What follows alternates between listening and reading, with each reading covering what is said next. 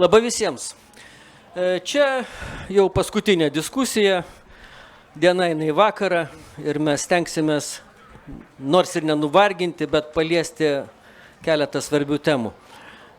Pavadinime šachmatai ir politika figūruoja dvi svarbios temos. Ir šachmatai ir politika, jos abidvi yra reikšmingos, o kai kalbam apie pjūvį, apie tai, kaip susietos tos dvi temos, tai svarba padidėja dusyk. Tačiau, kaip jau sakiau, kadangi metas jau yra pakankamai vėlus, vadinasi, pasistengsime per daug nenukrypti į skaičius, faktus ir aplinkybę žinomas tik tai tiems, kurie gerai įsigilinę į temą, o paliesti dalykus, kurie įdomesni platesniai auditorijai. Aš tai pradėsiu nuo provokacijos, bet pradėsiu pristatęs šios diskusijos dalyvius. Šalia manęs sėdi Jonas Vitkauskas, bandžiau suprasti, kaip jį pristatyti, renginių organizatorius ir Vilniaus radijo vienas iš bendradarbių. Labadiena.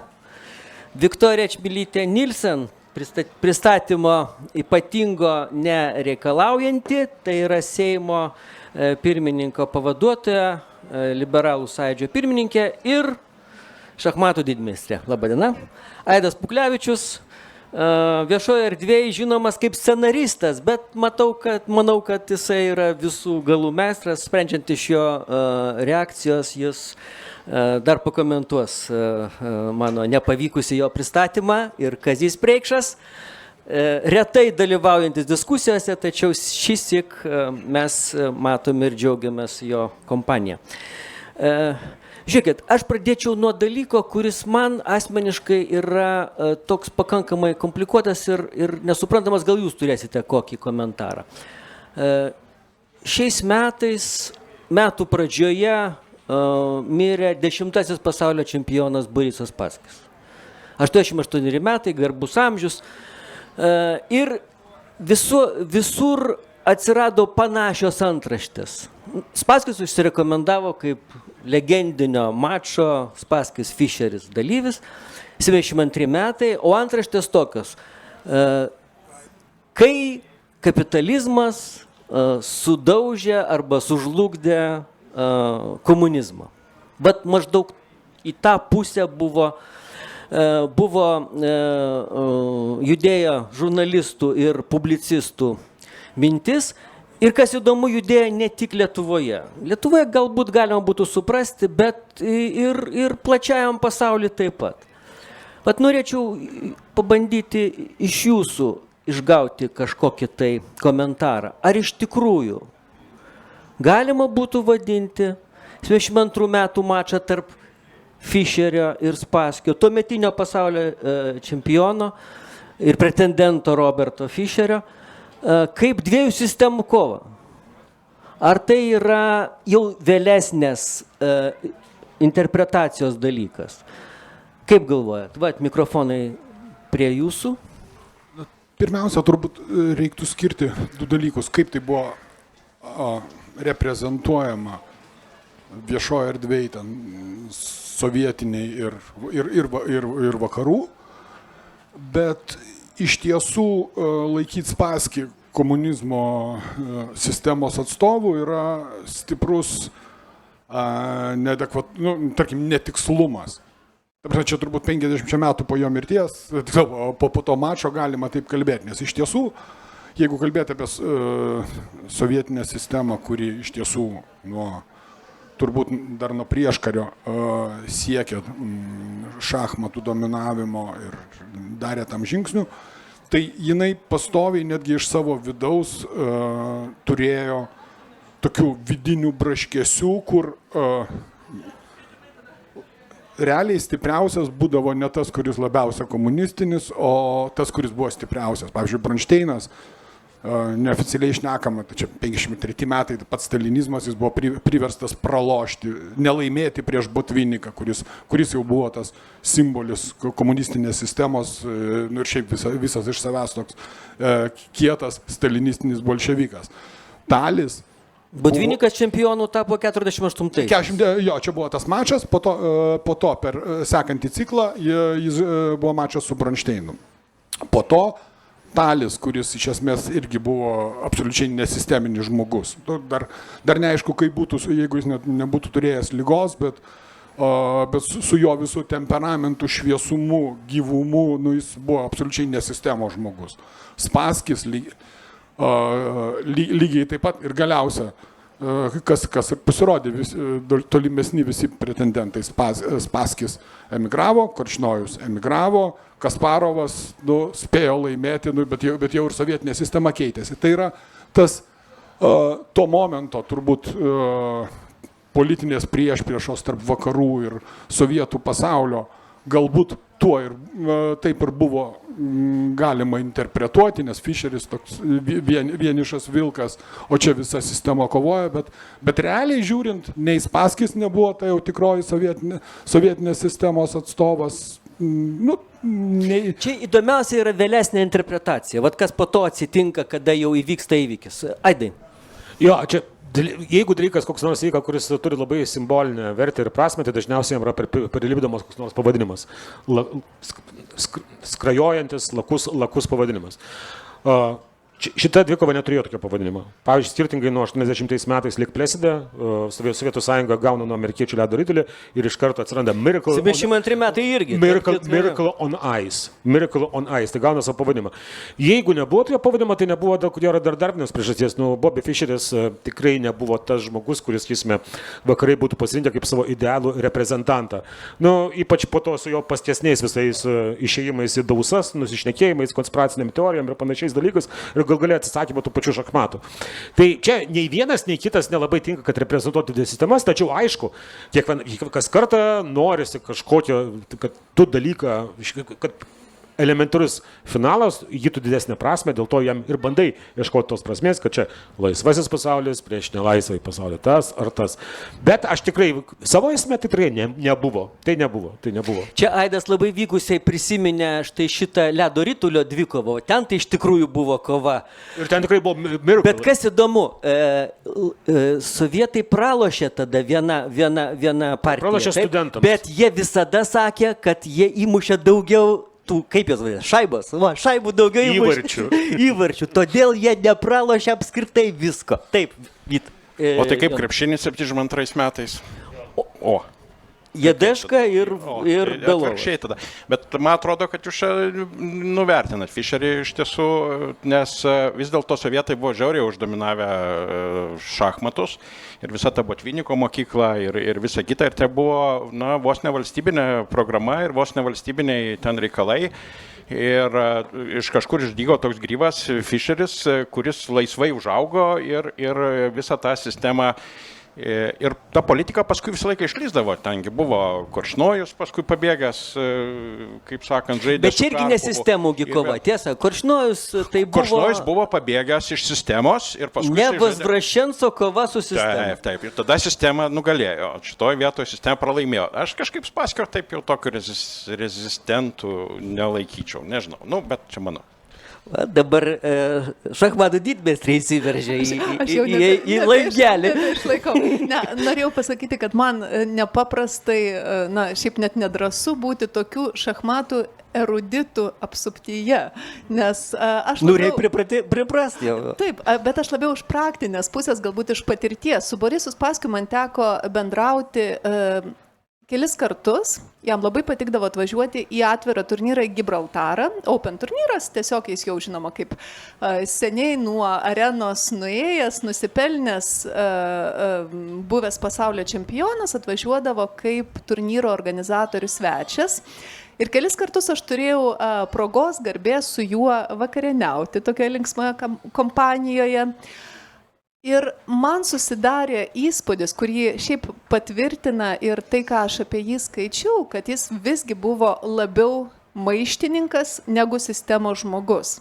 Vienas iš pavyzdžių, jis man atrodo aprašytas vienoje iš knygų, kad pavyzdžiui Botviniką, Michailą Moisejevičių, kuris buvo, garbinamas, jis vadindavo Maiklu. Kas, šiaip tai jau daug ką pasako, galbūt mažai ką pasako jaunai kartai, bet daug ką pasako apie jo požiūrį, apie jo tokį ir įžulumą, ir huliganiškumą.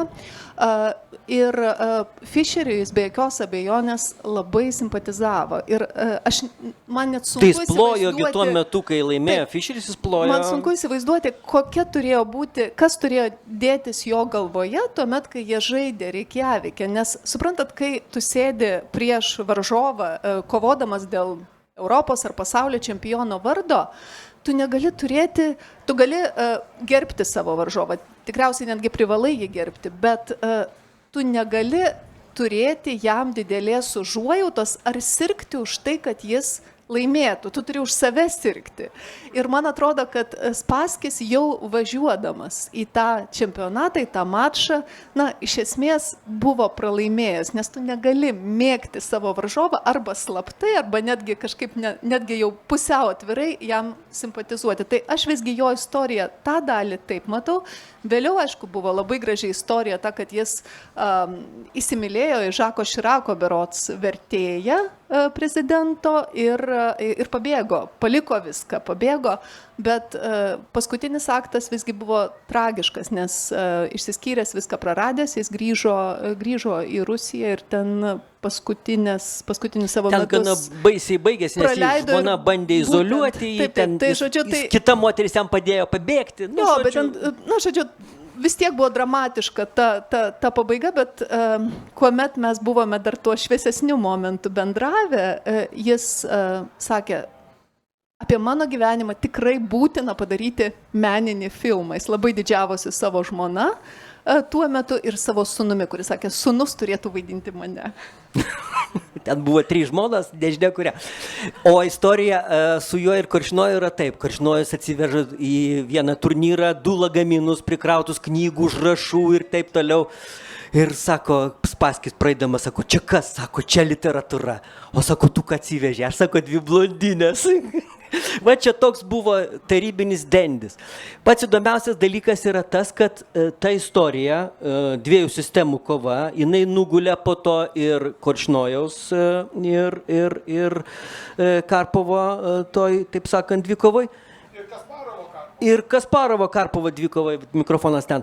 Bet įdomiausia yra tada, va čia kodėl aš tą temą bandžiau paliesti, įdomiausia yra pabandyti perinterpretuoti vėl tą situaciją, kad nepakliūti į tas pinklės kažkada paspęstas. Ir va dabar labai ramiai jaunos kartos žmonės sako, viskas buvo būtent taip, kova tarp 2 sistemų, šachmatai buvo įtraukti ir mes apie tai kalbam, šachmatai ir politika, bet gal ne taip ta šachmatų ir politikų sąsaja veikia. Reikia pasakyti, kad mačas tarp Fischerio ir Spaskio pavertė šachmatus pasauliniu žaidimu, nes iki to laiko tai buvo Tarybų Sąjungos žaidimas. Žiūrėkit, nuo Alechino laikų 27 metais jis tapo čempionu iki pabaigų. Bet vis tiek juk buvo tada ir Kapablanka buvo, ir Laskeris buvo, ir kiti. Jo, bet čempionai buvo visi arba Alechinas, pusiau Prancūzija, pusiau, taip sakant, Sovietų Rusija, arba nuo Botviniko eros laikų visi tarybiniai. Eive, vienintelis, kuris prašok. Bet tai nereiškia, kad tai buvo tik sovietam įdomu. Nes paimkim tą patį Eive, kur iš esmės mačą prieš Aliochiną organizavo visa Olandija. Ir tai buvo iš tikrųjų nacionalinis reikalas, kai iškilo tas matematikos docentas, paskui profesorius, staiga paaiškėjo, kad jis gali žaisti šachmatais ir stipriai ir geriausiam lygyje. Iš tikrųjų tai buvo nacionalinis dalykas surengti tą mačą su dideliu priziniu fondu. Tai nebuvo taip, kad tik sovietam tai buvo įdomu.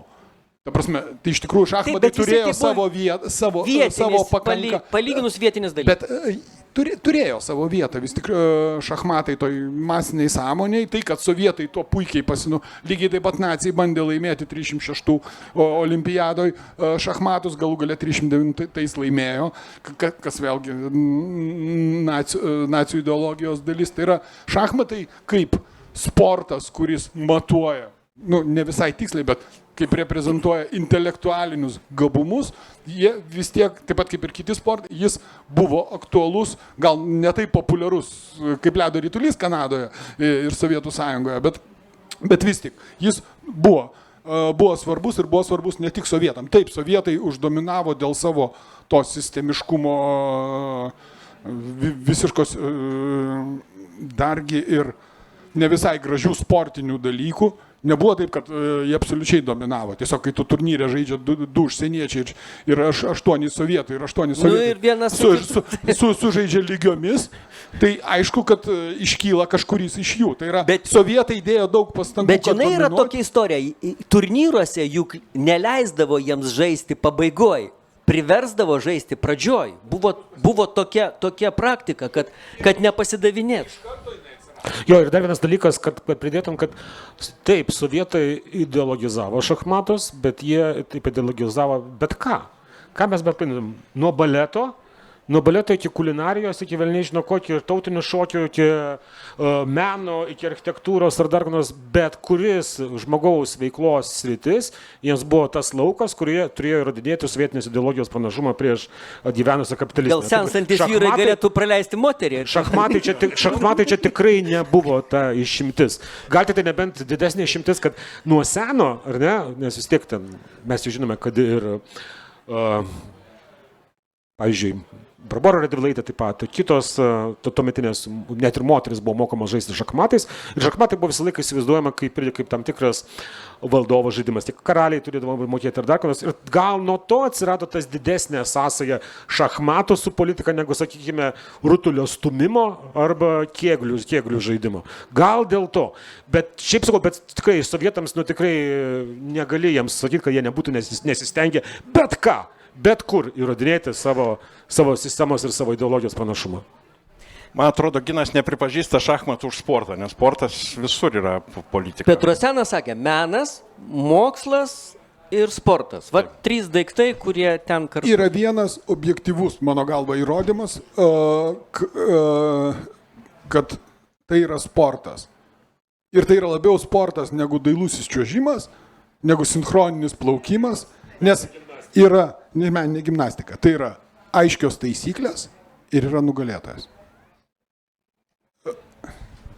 Ir dar tik tai pridursiu, teisėjas turi tik tai labai formalų vaidmenį, jis reikalingas labai retiems atvejams, kai yra konfliktas, bet šiaip viskas sprendžiasi už lentos, 2 varžovai išsprendžia baigti ir, iš esmės, nėra jokių subjektyvių faktorių, viskas yra Ačiū Dievui, nėra tokių nesąmonių, kad būtų teisėjų komisija ir keltų balus ir sakytų, negražiai šitą žirgą nukirto, duodame minusą. Ačiū Dievui, kad šitą nėra.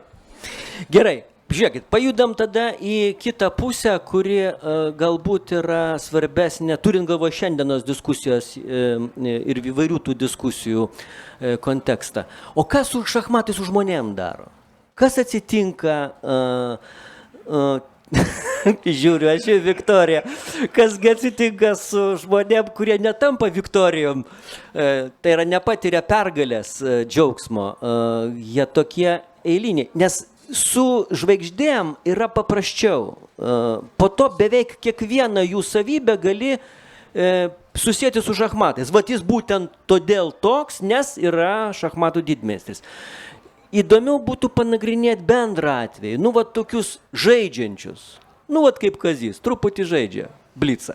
Va, ir kas su juo atsitinka, kai jisai labiau yra išmanus šachmatuose negu kitas žmogus, kuris nežaidžia, gal kažkas su mąstymu, kantrybė, kokiam savybėm, kas čia gali? Gal užleiskite vietą damai. Kad jai būtent nieko neatsitinka. Šachmatuose, kaip ir visose kitose sporto šakose, yra tas dalykas, kurį vadina survivor's bias. Aš net nežinau, kaip ją į lietuvių kalbą išversti, bet... Išlikimų nukrypis. Iš esmės, tu žvelgdamas į kažkokią tai sritį matai nugalėtoją, bet nematai 10 000 už jo pečių likusių nenugalėtojų. Todėl tu gali padaryti labai neteisingas išvadas, spręsdamas apie tai, ką reikėtų daryti, kad žmogus būtų sėkmingas, kad, tarkim, kokiu būdu reikia treniruoti vaiką, kokiu reikia imtis priemonių, koks turi būti treneris, kokios turi būti programos ir panašiai.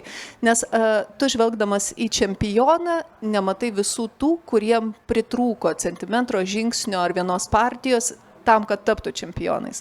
Tai vienas iš atsakymų, kalbant apie grinai jau profesionalų lygį, kad paradoksas yra tas, kad šachmatų didmeistrių vaikai netampa didmeistrais. Ir čia ne dėl to, kad, maždaug talentas persiduoda antrai kartai, o dėl to, kad paprastai šachmatininkai nelabai nori, kad jų vaikai sektų tuo pačiu keliu aukščiausiam lygyje.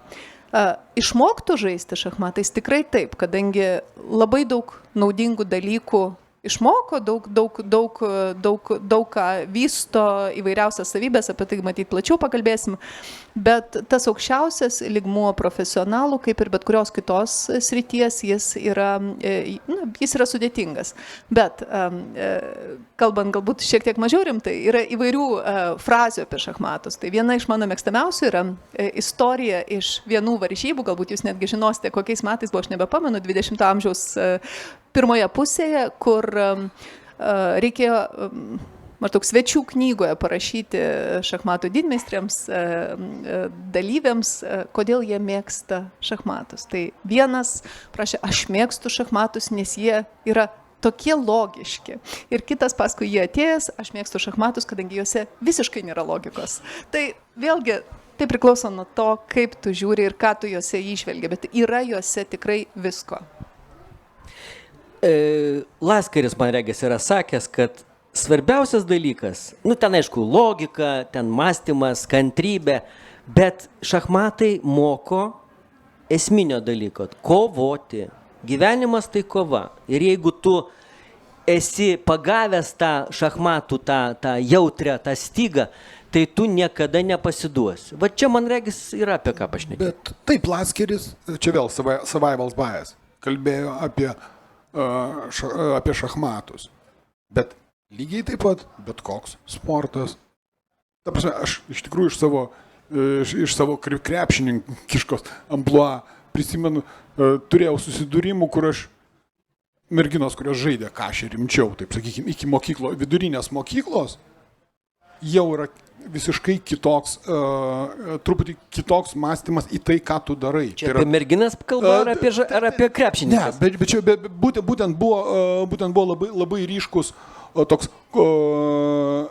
valingas, kryptingas ėjimas. Kalbant apie valią nugalėti, kai tu sieki kažkokiu tikslu, iš karto randasi kita energija. Tai yra, šiuo atveju aš kalbu, kad patirtis 15 metų krepšinėje, 15 metų šachmatų, 15 metų šachmatuose jau įvelnės daug. Gerai, 10 metų diena iš dienos šachmatuose, krepšinėje, lengvojo atletikoje, dar kažkur, tu išmoksti kovoti. Galbūt lengvoji atletika šiek tiek mažiau, nes tu kovoji dar labiau su savo organizmo galimybėmis, bet ten, kur tu turi oponentą, tai visada yra valia nugalėti, valia nepasiduoti, ieškoti būdų išsivartyti. Taip kad čia ginkdienė menkinant šachmatų, nes šachmatai turi daugiau galbūt bendrumo su realiu gyvenimu, nes tai yra ne fizinis, o tu laikai didžiulę psichinę įtampą, kuri yra iš tikrųjų turbūt vienas iš dalykų, kodėl nesinori savo vaikam, kad jie eitų profesionalų keliu, nes tas įtampa psichologinė didžiulė yra. Profesionaliai gyventi po tokiu stresu yra labai sunku. Ir galbūt gyvenime dėl to šachmatai, kai tu moko gyventi nepamesti galvos, net ir didžiulės įtampos sąlygomis, taip šituo atveju šachmatai iš tiesų padeda kovoti ir... Man atrodo, kad apie Laskerį šneka, tai 65 ar 6 ar 7 net žaidė aukščiausių lygmenių. Tai Šmislovas žaidė. Bet kas įdomu, va dabar Beliavskio buvo interviu Gardonui ir jisai labai aiškiai pasakė, Anandas jo, va sako paskutį, jau dabar labai 45 metai, Viskas baigėsi šachmatinis tas nebelaiko šiandieninių šachmatų, bet gal Viktorija patvirtins arba paneigs, organizmas tiesiog nebelaiko. Dėmesys, jie pagreitėjo, jie pasunkėjo, reikia daugiau pastangų ir pilkosios ląstelės nebegroja, jeigu žmogus yra vyresnis.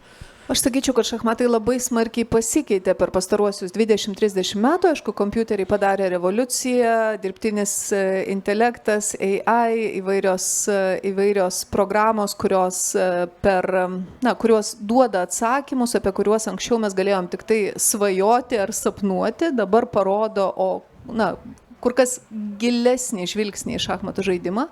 Ir dabar, aišku, mano galva nebeliko meno, tos dedamosios, kurią čia, menas ir kultūra, tai yra grinai sportas. Ir grinai sporte, profesionaliam, taip, fizinis pasiruošimas, minties aštrumas, kuris šiek tiek vis tiek slopsta su amžiumi ir pasirengimas tokiai bekompromisiai kovai 6-7 valandos non-stop. Čia grinai, aš siečiau tai su fiziniam daugiau savybėm aukščiausiame lygyje, bet vėlgi 45 tai gali būti negalutinė riba, galbūt Anandas ir virš 50, jam beje virš 50, jau jis gali išlaikyti tą lygį, bet tikrai nebebus taip, kaip pavyzdžiui buvo Korčnojaus laikais, kuomet jis būdamas kur kas labiau garbaus amžiaus galėdavo vis dar aukščiausio lygio žaidimą rodyti. Dabar laikai kitokie. O galima apie būtinį lygį dar pasakyti, ką gero būtiniam lygyje šachmatai duoda. Ta prasme, kad man atrodo, kad šachmatai duoda suvokimą instant karmos. Žinai, iš karto, jeigu tik padarėjai ne į tą pusę. Tirpi karma, čia kažkas. Ne, čia žinau, čia, žinai, kaip politikoje, pavyzdžiui, jeigu būdamas premjerų paimi paskolą iš valstybinio banko, tai žinai, kad pats paėmėjai. Niekas tau neįkišo ir kad jeigu oponentai paskui tą iš to padarė ir tave nuvertė, tai yra tavo problema, o ne tai, kad oponentai kokie nors beširdžiai ar negeri. Tai taip, šitas, man atrodo, apskritai tas suvokimas, kad tu atsakai už savo baigtį, ne savo baigtį, atsiprašau, partijos baigtį, iš esmės yra labai čia įdomi. Man tai, pavyzdžiui, dabar, kol Kazys galvoja, ką atsakyti, aš pasakysiu, man didžiausias buvo nustebimas, kaip, matai, sudėtinga situacija ir vienas ėjimas, jinai pasikeičia diametraliai, visiškai, laimi jau kitą pusę. Po to ėjimas ir vėl laimi tą pusę, kuri laimė. Ta prasme, kad šachmatai leidžia matyti, kad labai nedidelio judesio, bet labai išmanaus reikia, kad pasikeistų radikalią situaciją. Čia apjungiant ir Gino komentarą ir tai, ką kalbėjom apie amžių, 16 metais berods St. Louis'e Kasparovą buvo pasikvietę į greitukus, į greitųjų šachmatų turnyrą. Ir buvo visiškai, turbūt, bene pirmoji partija ir jis žaidė, aš neprisimenu su ko, bet su kažko iš pirmo penketuko pasaulinio tuo metu. Ir buvo visiškai dramatiška partija, greitoji partija, pusvalandį, valandą trunkanti. Ir per pirmas 25 minutės Kasparovas visiškai užspaudė tą jauną, galingą rusą. Ir staiga sustojo. Galvoja, turbūt 40 sekundžių, komentatoriai klykia, aš, atsiprašau, kuklus pirmaatskirinkis, numatau tą ėjimą, kuris mano manimu logiškas, jį rodo čia pat kompas, kad tai yra geras ėjimas, Kasparovas už lentos jo nemato.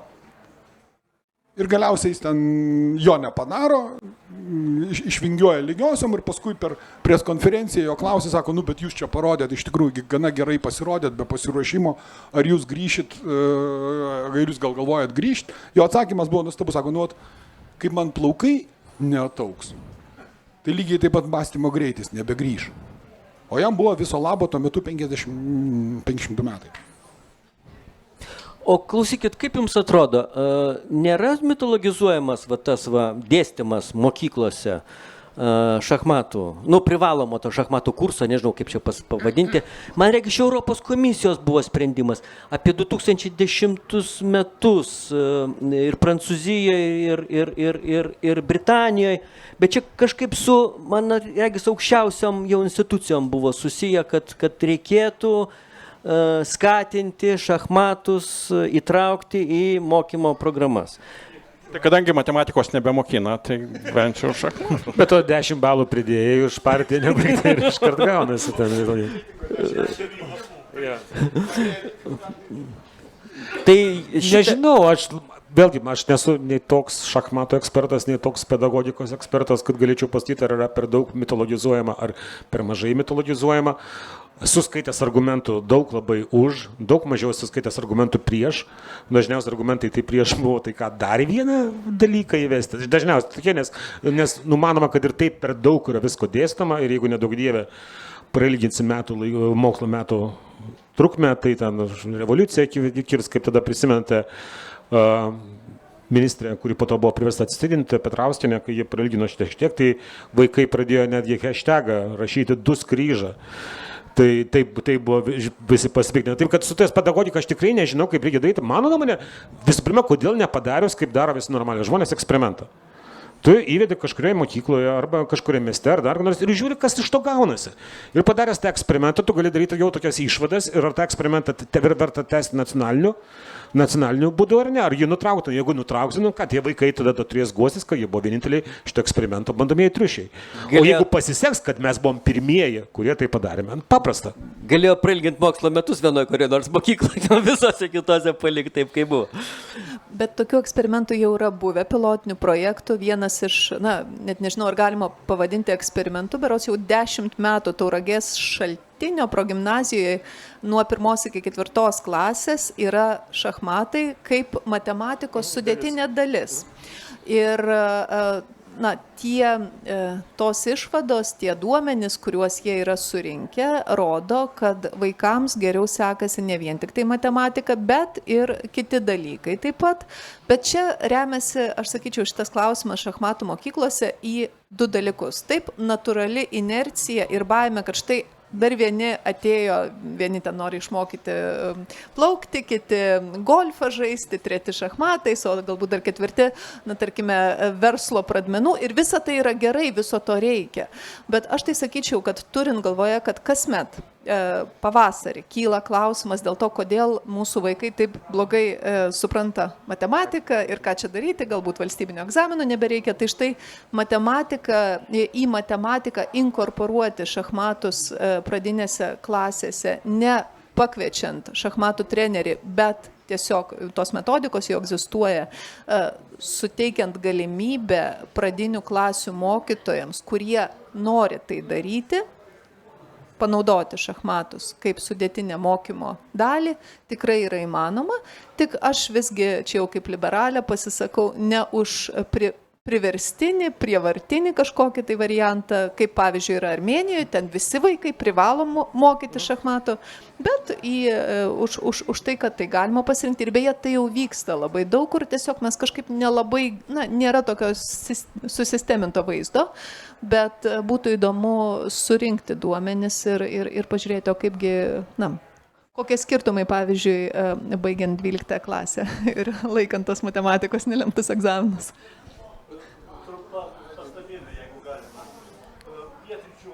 Čia nelabai girdisi, man regis.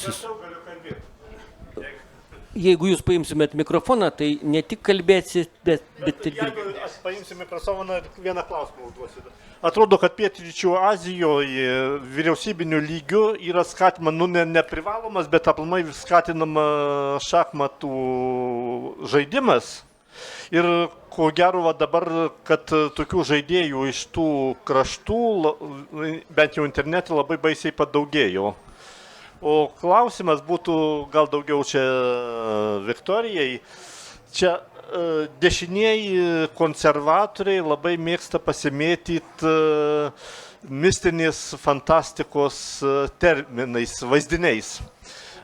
Ar liberalai tarpusavį kažkokiais šachmatiniais, Lietuvoje šachmatiniais mėtosi, ar nelabai, aš dar pratęsiu. Kaip atsimenu, buvo vienu metu laikotarpis toksai, kai politikai labai mėtėsi šachmatiniais terminais, gambitas, valdovės gambitas, suprantat, po to, kai buvo Netflixo valdovės gambitas iš esminės serialas.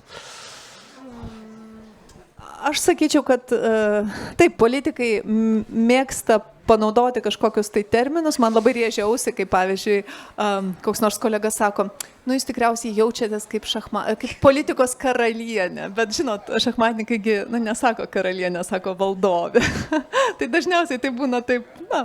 Aš prisiminiau, Skvernelis, kada pasakė, kad išeina iš koalicijos, jis sakė, mūsų laukia ilgosios šachmatų partijos. Taip, kad šachmatai jie dalyvauja tose metaforiniam žaidime. Jeigu grįžti prie dėstymo mokyklose, tai mano galva nei šachmatai išgelbės matematiką, nei sugadins. Problema tiek su matematikos dėstymu, tiek taip pat su šachmatais turbūt yra ne ar įvesti, o kas dėstys. Nes matematikos, mano supratimu, matematikos bėdos mokykloje, nei šachmatai, nei politika, bet matematikos bėdos susijus su dėstymu, su šachmatais būtų lygiai taip pat, jeigu dėsto žmogus, kuris pats nežaidžia, pats nesupranta, pats nemėgsta ir jam prikabinta čia, gausis nieko blogo nesigaus, galima puikiai gyventi ir be šachmatų.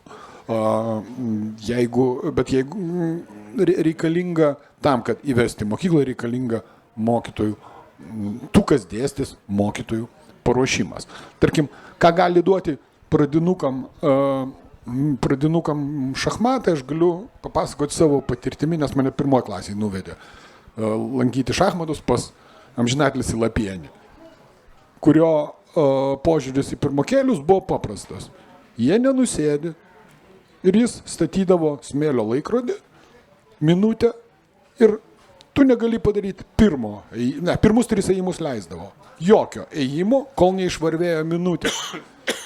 Ir tas septynmetis, kuris šiaip nenusėdi vietoj, jis sugalvoja ėjimą per 5 sekundės, paskui 30 sekundžių laukia, kada tas išvarvės, tas smėlis žiūri, tas smėlį galiausiai nusibosta žiūrėti smėlį, tada pažiūri į lentą ir pagalvoja, taigi aš čia blogai sugalvojau ir pradeda galvoti iš naujo. Tai yra kažkokie baziniai dalykai sėdėjimo, galvojimo, pragalvojimo, pradinukam minimalaus pragalvojimo variantų ir minimalaus teorinio paruošimo, kaip apskritai, bet tai yra bet kokio dalyko pradmenis.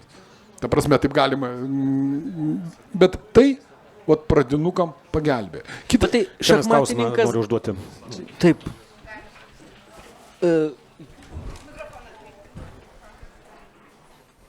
Dėkoju, nes galiu rėkti, bet kam, jeigu yra mikrofonai. Labas vakaras. Praleidau pradžią, tai jeigu kartojasi, atsiprašau. Dėl švietimo noriu paklausti. Dėl švietimo tiek politikos, tiek praktikos. Kaip jūsų nuomonė, kurioj vietoj reiktų dėti brūkšnį tarp tokių žaidimų, kaip, tarkim, šachmatai įtraukimo į tų pačių hiperaktyvių vaikų, hiperaktyvių, galbūt kognityvikos, kitų problemų turinčių vaikų, galbūt tiesiog sunkiau matematikos ar kitų dalykų, nes pas mus buvo į literatūrą įtraukti šachmatai, tarp kitko, prieš 15 metų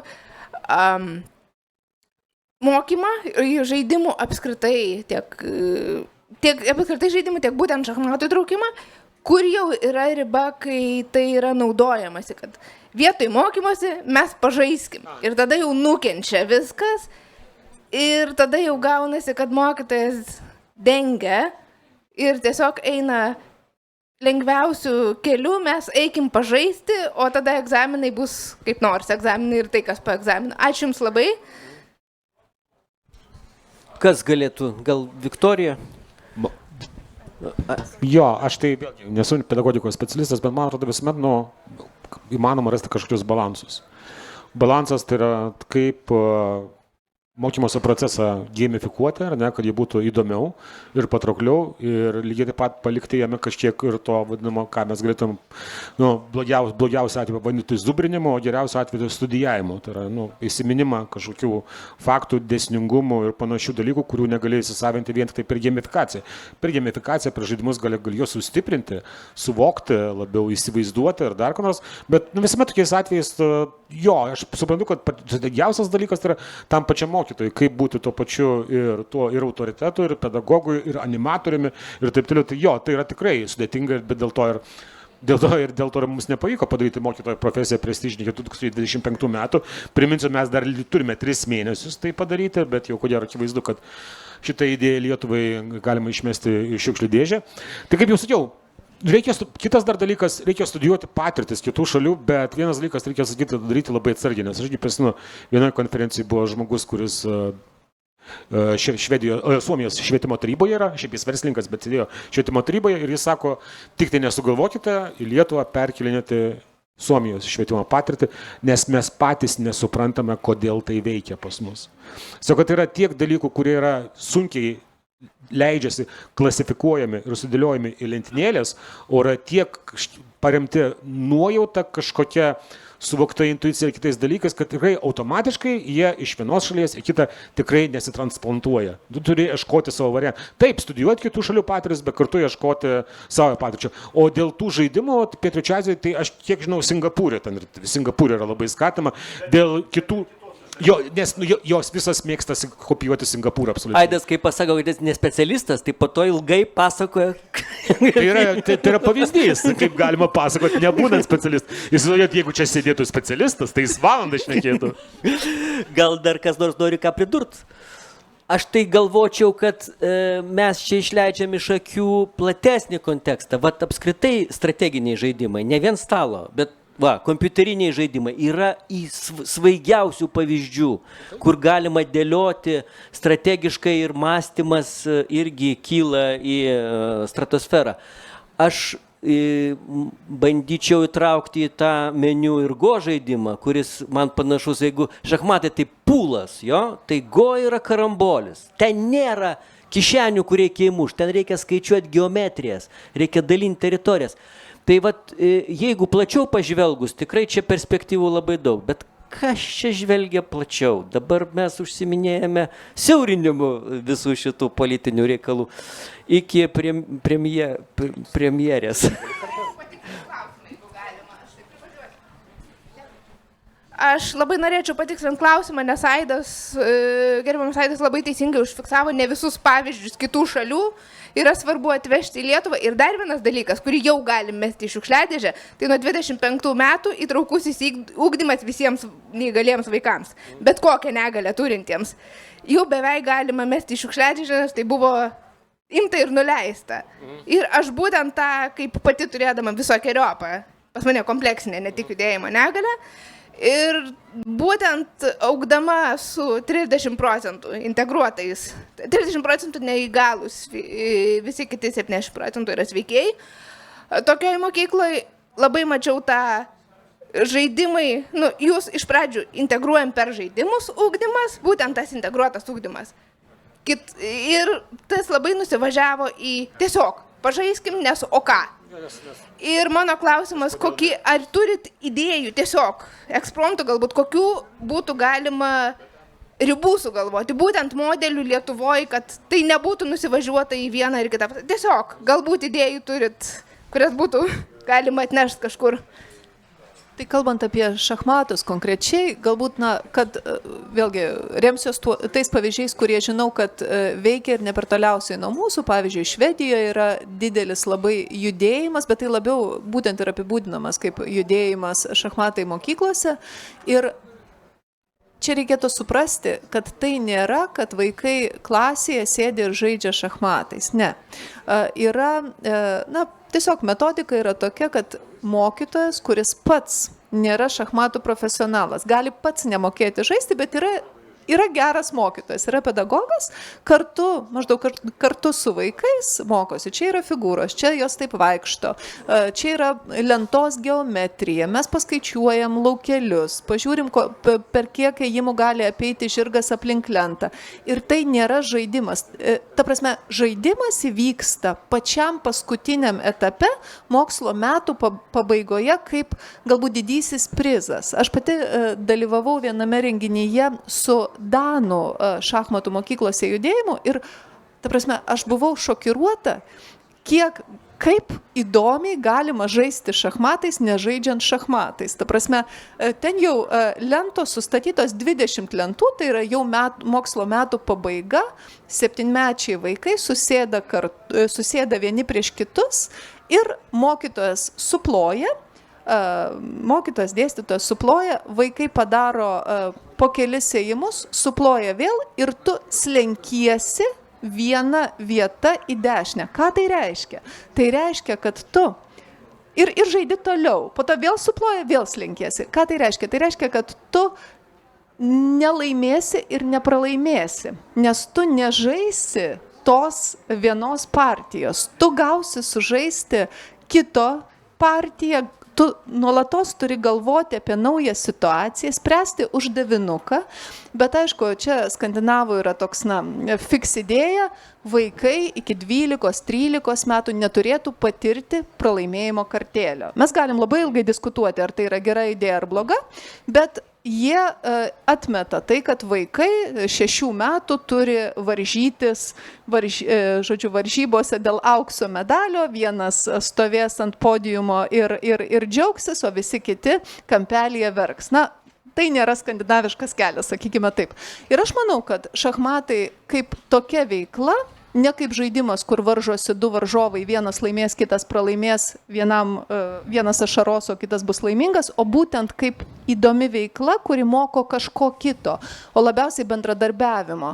Tai yra geras variantas, bet šiaip tai neturi nieko bendro su žaidimu šachmatais profesionaliai, kaip tik yra priešingybė. Jo, ir čia labai primena irgi tokį žaidimą arba pratimą, kurį kartais darau savo kursuose kūrybinio rašymo mokymo, kad jeigu yra grupė žmonių, tai tiesiog užduodamas žanras tam tikras, kurį pasirenkame, tada vienas prašo sakinį, kitas rašo antrą sakinį ir taip kartu kūriamas yra apsakymas. Ir tai yra labai įdomu bandyti nuspėti, ką turėjo galvoje, pradėdamas vieną sakinį žmogus, kuria kryptim, po to savai kryptį pritaikyti, po to užduoti naują kryptį ir taip toliau. Žodžiu, irgi labai panašiai skambantis pratimas, kaip tu eini per lentas ir žaidi visur. Ne vieną partiją, o daugybę partijų, tai čia lygiai taip pat tu rašai ne tik vieną savo sakinį, tu rašai kartu su kitais visą apsakymą. Autorystė to, kuris prašė paskutinį sakinį, turbūt. Autorystė to, kuris uždavė žanrą ir visą užduotį. Tai jis komanduoja, moderatorius vadinamasis. Man čia įdomu, ta diskusija čia įsilepsnoja. Man, pavyzdžiui, čia daug atšakų, viena iš jų tai Fischerio šachmatai. Jūs turbūt turite, žinot, šitą 960, ten ta šachmatų versija, kur nėra stabilių lengvųjų ir sunkiųjų figūrų. Pėstininkai stovi taip, kaip stovi, o ten jau reikia kauliuką mėtyti ar dar kitais būdais pasirinkti tvarką. Bet čia įdomi tema, kodėl, tarkim, prieš 100 metų atsiradusi šachmatų federacija niekada nelindo į žaidimo taisyklės, o visą laiką reglamentuodavo, jeigu galima pasakyti, kontekstą, taip? Bet pats žaidimas išlieka stabilus. Ir giliau pasižiūrėjus, matosi, kad buvogi pastangų, Kapablankos šachmatai. Tiesa, atsiradę irgi jisai įvedė 2 papildomas figūras ir tada ne 8 ir 8, o 10 ir 10 lenta. Ir tokių pavyzdžių yra buvę, ne tik Fischeris, iki jo.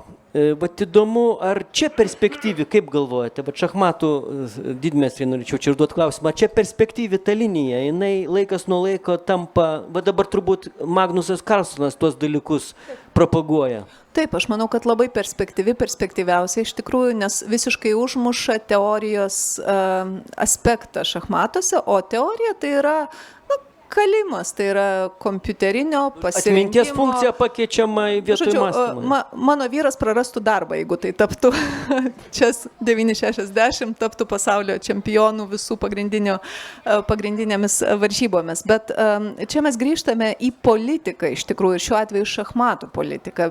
To mes visiškai nepalėtėme šiandieną, bet visgi šachmatų federacija yra vienaip ar kitaip dominuojama iš Rusijos pusės ir naudojama kaip minkštoji galia, labai sumaniai, taip kaip Trojos vis dar prezidentas. Taip, Dvorkovičius vis dar prezidentas ir tas serialas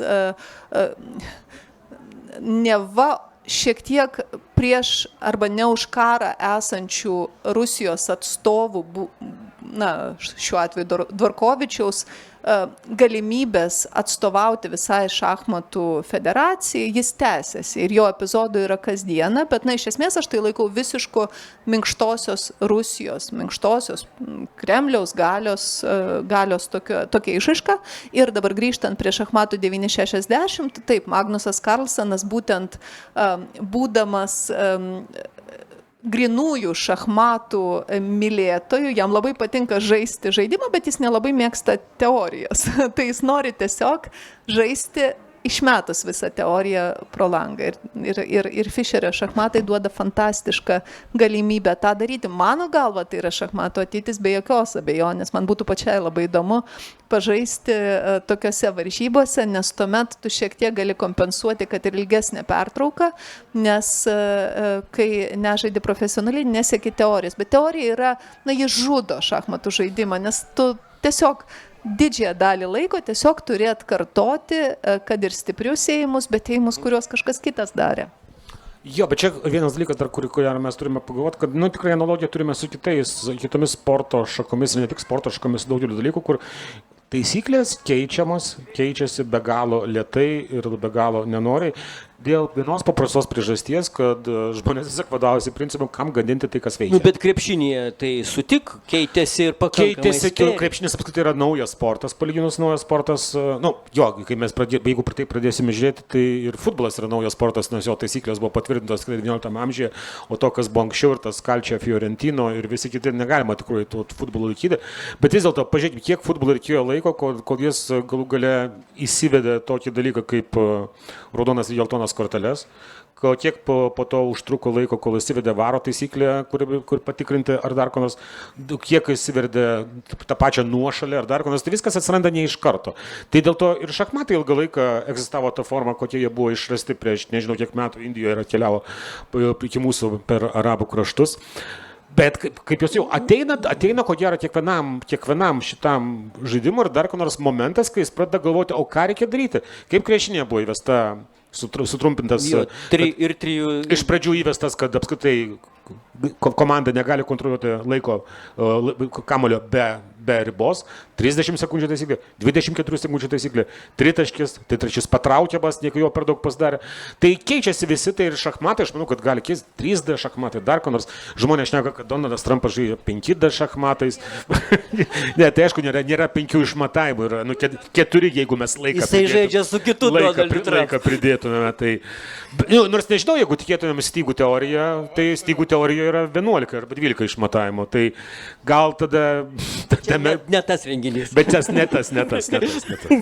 Bet vis tik, ar nėra taip, kad tie 960 tai yra toks truputį prievartinis šachmatų bėgimas nuo kompo? Nes iš esmės, aš toli gražu neprofesionalas, bet man kažkokiu momentu darosi jausmas jau paskutinius turbūt 10, 15, 20 metų, kad tai jau yra nebe proto, o atminties varžybos.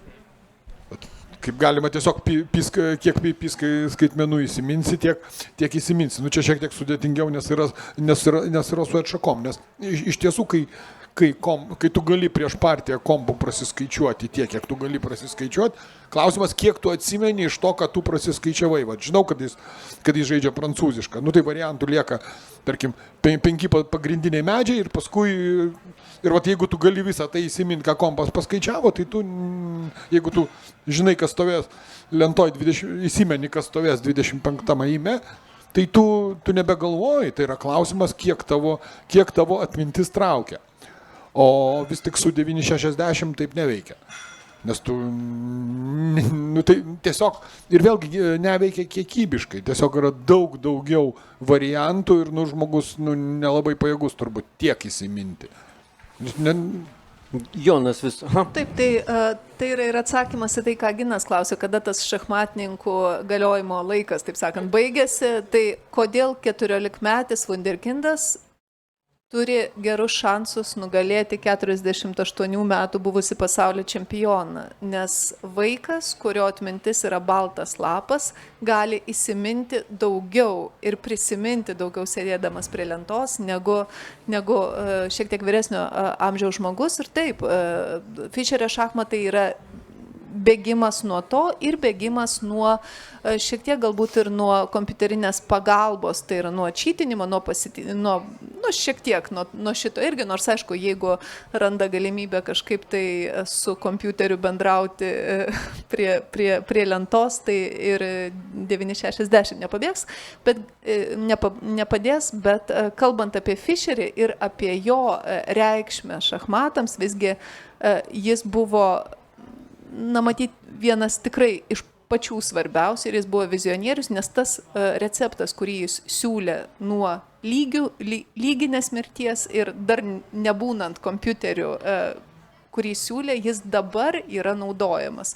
Ir mano galvant, tai yra labai įspūdinga. Tai parodo, kaip giliai jis matė ir kaip giliai numatė, kas atsitiks su šachmatais. Jos į tose klasikiniuose dar bandė daryti įvairius fokusus, ten karalių ėjimas į priekį ir mėginant tą debiutinį visą pasirengimą išsklaidyti. Jonas, kaip vadinasi dabar tie šachmatai vis dėlto? Fischerio 960 ar freestylas iš tiesų, ne? Jo. Tai bet man atrodo freestylas, ta prasme, kompiuteris vis tiek visur laimės, kaip ten bebūtų, ir vienintelis tik tai... Tai va čia kažkaip į pabaigą ir norėtųsi. Mes šnekėjomės apie kvantinius kompiuterius kitoje diskusijoje, tai galiu patikėti, tas kompiuteris, kvantinis kompiuteris tikrai laimės. Tai netimkime iš Viktorijos vyro darbo, bet dabar jinai gal galėtų ir pasakyti, o kokia dabar situacija? Yra žmogus visai bejėgis jau prieš kompiuterį, ar dar yra kokie nors šansų? Žmogus yra bejėgis prieš mobilų telefoną, bet kuris mūsų su mobiliuoju telefonu laimės prieš Magnusą Carlseną, prieš dabartinį pasaulio čempioną ir prieš bet kurį kitą. Tai, ta prasme, ši kova ji baigėsi labai labai seniai. Jos įdomiausias momentas buvo Kasparovo mačas su Deep Blue. Tai buvo 95 metai, tai buvo tikrai įdomu, bet po to nebeliko intrigos ir dabar mes turime galimybę prisiliesti prie aukštesnio lygio mąstymo, įžvalgų šachmatuose, bet praktinės prasmės kovoti su programomis nėra jokios.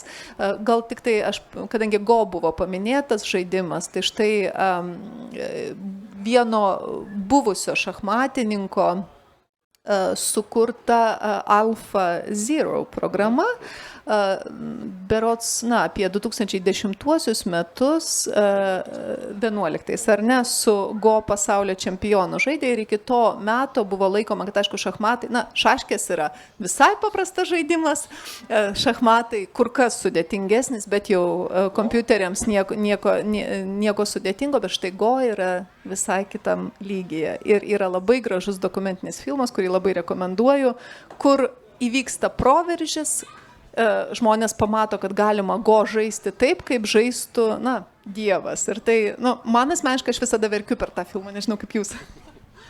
Jo, tai vienas dalykas, kuo belieka tada guostis, tai kad vis tiek ir tą kompiuterį, kuris įveikė Kasparovą, ir tą kompiuterį, kuris įveikė pasaulio Go čempioną, sukūrė irgi žmonės. Aidai, čia tau ploja. Aš norėjau, šaškiam galima lygiom sužaisti, jūs turėkit galvoj. Šachmatais neįmanoma, vis tiek o šaškiam įmanoma. Kągi, šitais pastebėjimas, aš norėjau, kad Viktorija baigtų, bet jūs čia užbėgote už akių. Nieko, vis tiek didmeistriai, vyrai vis tiek randa šitam pasaulyje slaptus kelius. Ačiū Jums labai už pokalbį. Aš tikiuosi, kad mes čia buvome nenobodus, stengiamės būti patys savo įdomus, nes bendravau su žmonėmis, su kuriais netaip dažnai susitinku, o jie irgi turbūt patyrė malumą bendraudami vieni su kitais. Tai Kazys Preikšas, Aidas Puglevičius, Viktorija Čmilytė Nilsen ir Jonas Vitkauskas. Ačiū visiems uždėmesi. Iki kitų susitikimų norėčiau pasakyti.